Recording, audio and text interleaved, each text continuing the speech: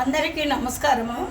ఈరోజు మినప వడియాల కూర చేస్తున్నాను. ఇవి మినప వడియాలు మినపప్పు రుబ్బి ఇందులో అల్లము పచ్చిమిరపకాయల పేస్ట్ కలిపి ఒకరోజు ఎండలో పెట్టుకొని రెండో రోజు తీసి మళ్ళీ ఆరబెట్టుకుంటే ఇలా అవుతాయి.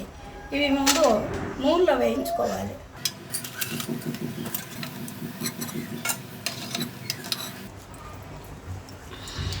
కరివేపాకు,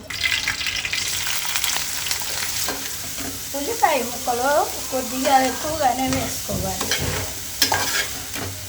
ఇందులో కొద్దిగా అల్లం వెల్లుల్లిపాయ పేస్ట్, ఒక అర స్పూను పసుపు వేసుకుని, ఒక స్పూను కారం, ఒక స్పూను సాల్ట్, కొద్దిగా ధనియాల పొడి,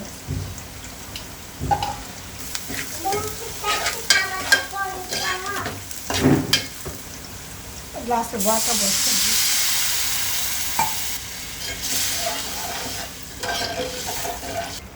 ఆ మూత పెట్టుకుని ఒక 5 నిమిషాలు ఉడికించుకోవాలి.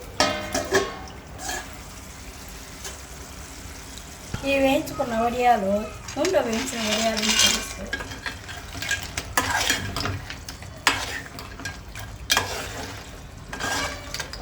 మూత పెట్టుకొని మళ్ళీ ఒక 5 నిమిషాలు ఉడికించుకోవాలి.